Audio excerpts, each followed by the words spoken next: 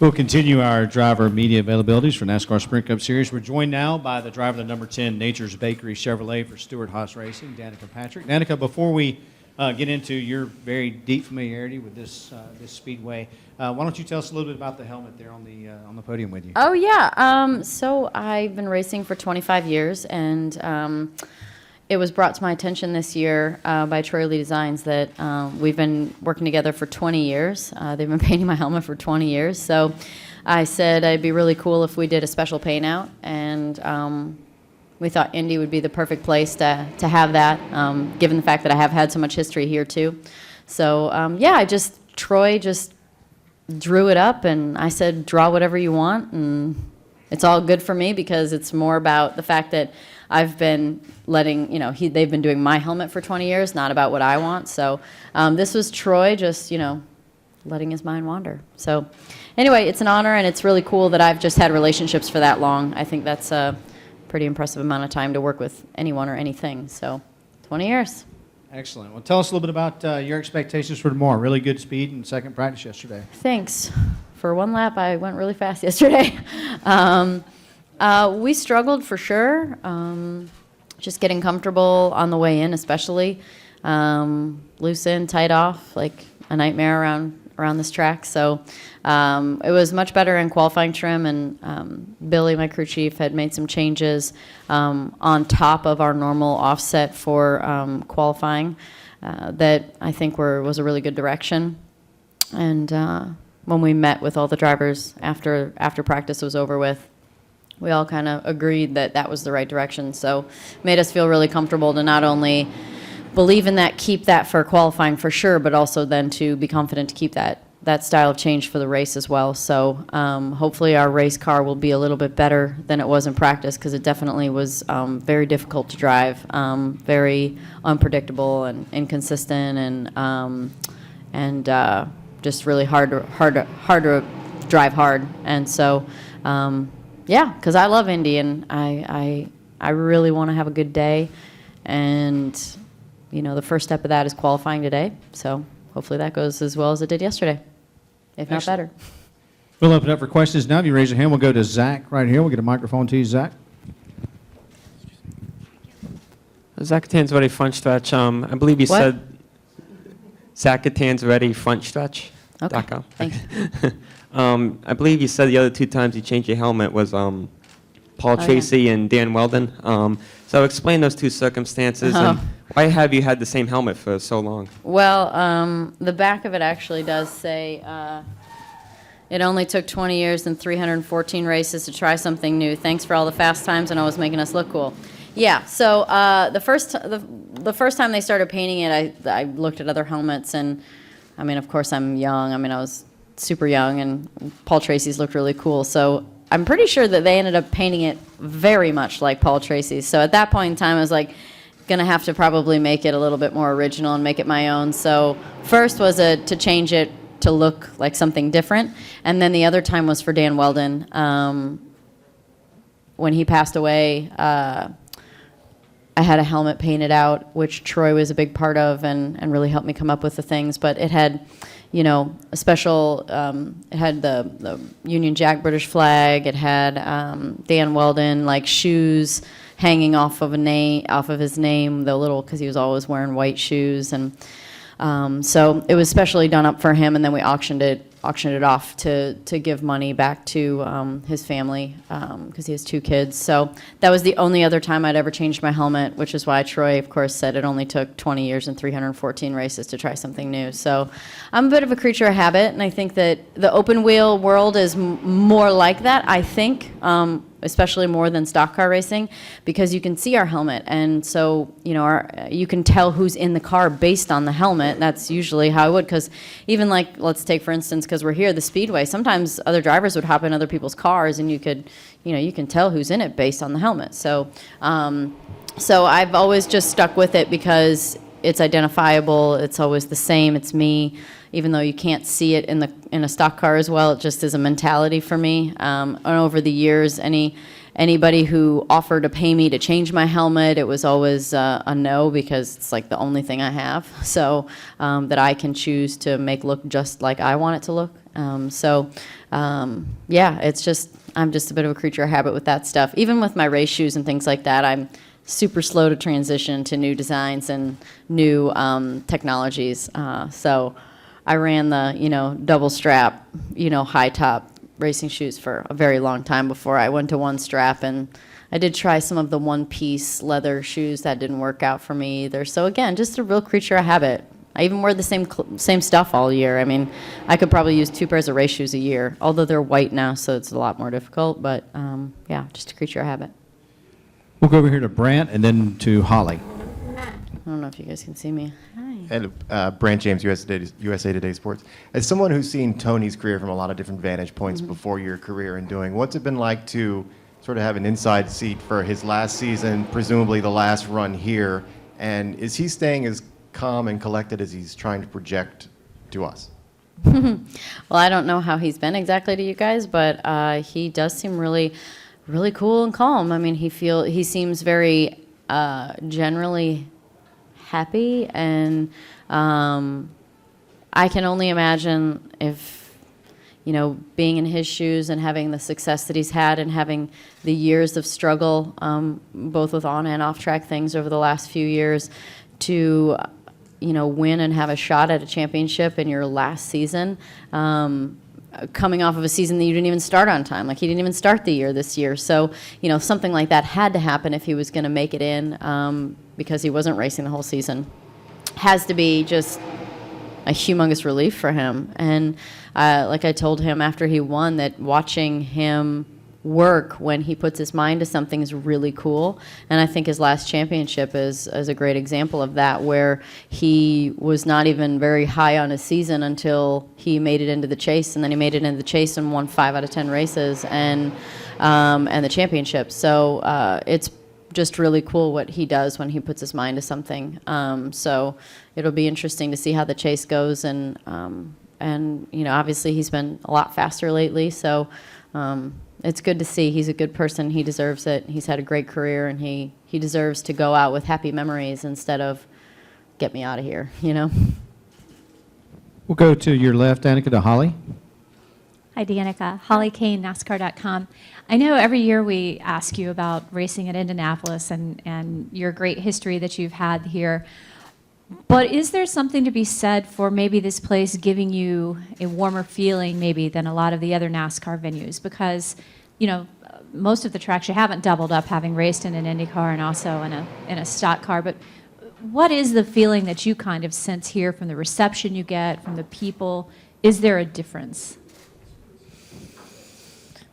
Well, I mean, I think that anytime you go to a hometown city for a race, like obviously IndyCar's hometown city is Indianapolis, there's a certain amount of backing and interest and excitement. Also, having a race with such history, more history than any other race out there, over 100 years. There's a legacy there. There's so much prestige, and I've learned in my older age that history is what makes things special.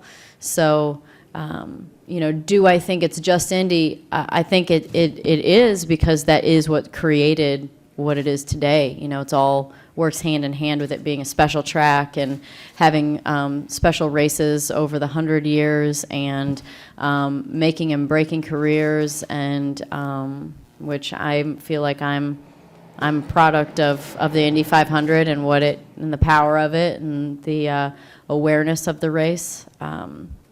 So yeah, I mean, I think that it is Indy, but it's also just the people and the history that really create the backbone of what makes this place special and what makes that warm feeling that you talk about when I come in. Never mind the fact that when I was driving out of the track last night with Ricky and telling him about how I said, I wonder how many times I've driven in and out of this track, especially at night, because you just go drive to dinner or drive to an event or whatever it is that you had to do, and that's just not what you ever do barely at any other track. But here at Indy, you do, so because you're here for so long. And we just talked about how cool it was that when it used to be 3 weeks and it used to be a long time here, and how we both talked about it being really neat that a race can have that much that length of time behind it, because and have a routine almost, because so many events we just blow in, blow out, and it's over. So even when I was in IndyCar and they shortened the schedule up and it wasn't as long, I mean, I didn't like that. I liked the long time here.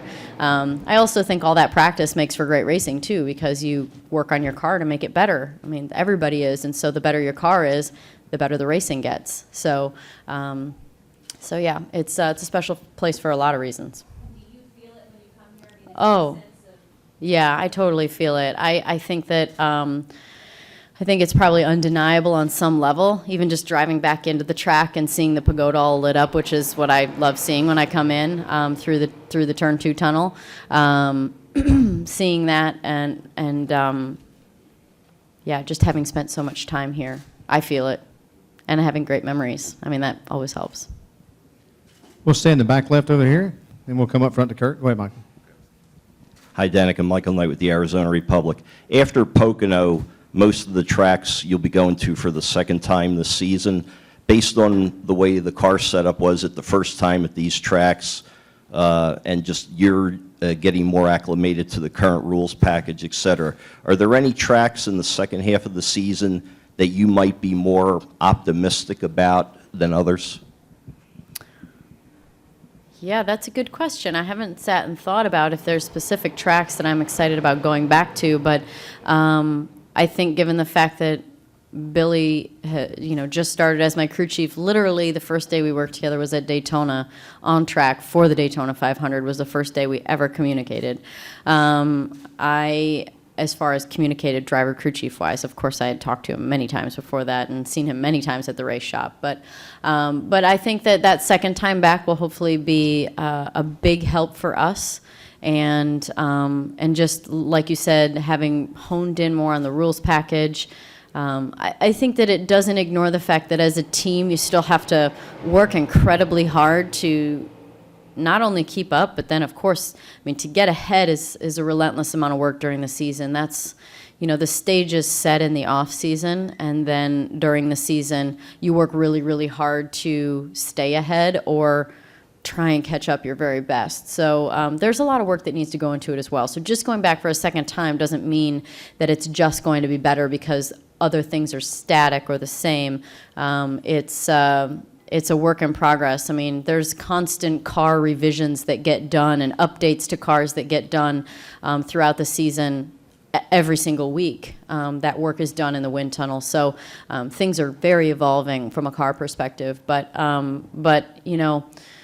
there's a lot of things that go into the race other than just the car. And so having a setup when you first start the weekend off that is closer than when you went there the first time is a great thing. We don't really get that many shots at making the car that much better when we get there. It's more about optimizing what you have. So hopefully that'll be a good second half of the season for us to have that foundation established between rules, crew chief, me, and I know that none of us are happy running 20th. I'm not. It's miserable. So we want to do better. Could you name a track or two or three where you might think you'd be more optimistic than others? I'm trying to think of some disasters this year. I mean, I always do like going to Pocono. I mean, Pocono is always a track I feel like that while I haven't had great finishes, I feel like I like it. I mean, I had 4 cracked rotors racing there last time and still managed, I don't know where I finished, 18th, 19th, 17th, somewhere around 20th most all year. So, I look forward to going back there. I think our short track stuff is where I hope that there's the most improvement because I really do love the short tracks and we've been way off. Even last weekend at Loudon, I mean, that was a big point. Is like, why are we in left field on short tracks? I don't understand it. So hopefully having been to those short tracks the first time around, the second time will be easier. I mean, we found ourselves in a whole different area to make me comfortable and get me going faster at all the short tracks this year. It's been a little bit of a point of confusion, so hopefully that's better. Danica, we'll come to your front right here to Kurt, and then finish up with Zach. Kurt Cavan, Indianapolis Star. Your sample size now in this event is big enough to draw some conclusions. My sample Well, size? I think this is your 4th year in this event. Oh, I thought we were talking about clothes. Oh, I see. Sample sizes are 2s and size 7 shoes, I believe.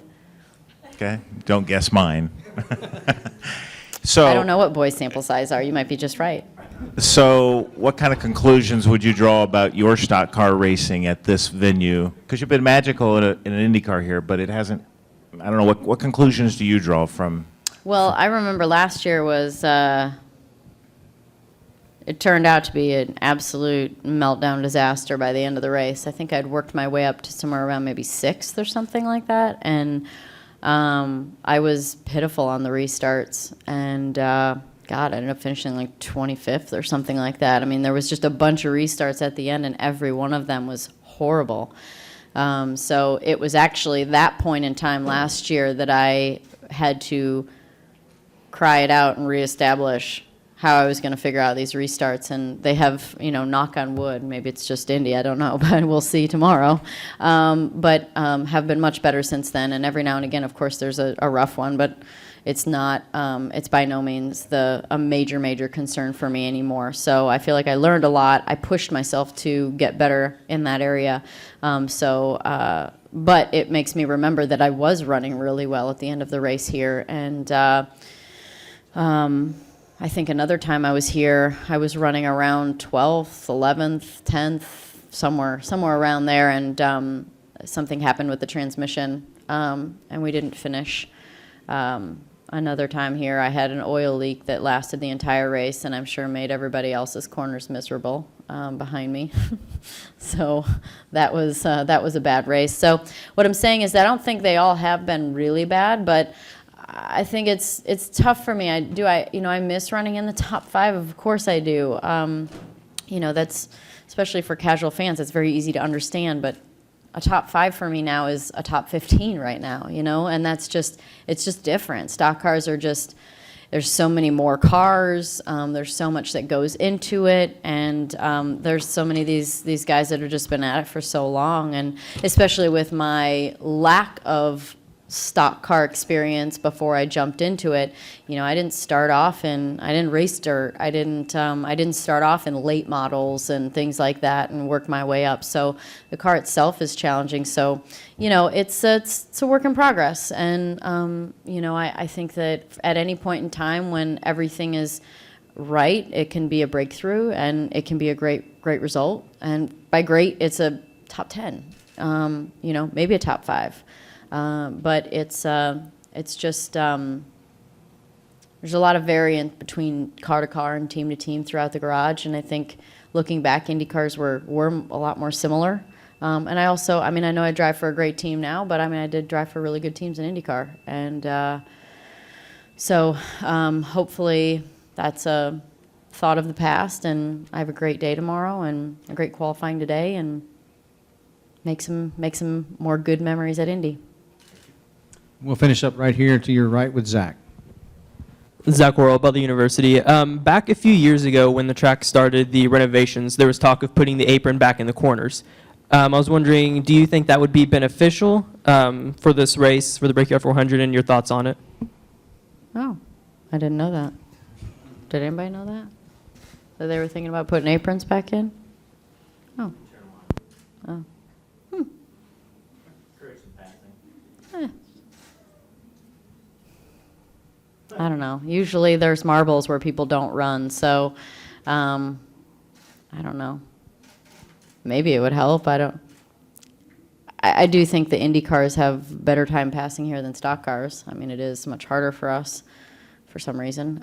Closing rates are a lot slower in a stock car than an Indy car, so when someone is 5 back in a stock car, that's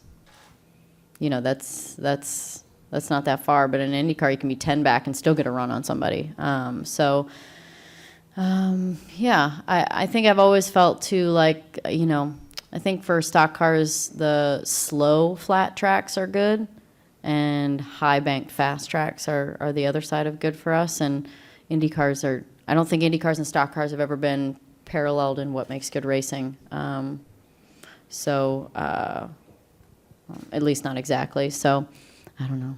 Those aren't my decisions. What do I think of an apron? I never ran it before, but I would be much more happy to drive over an apron in a stock car than an Indy car, so bring it on. Danica, thank you. Before you go, we've got a quick presentation from the Speedway. There would be probably a lot more accidents on the exit of turn 1 if there was an apron to drive on.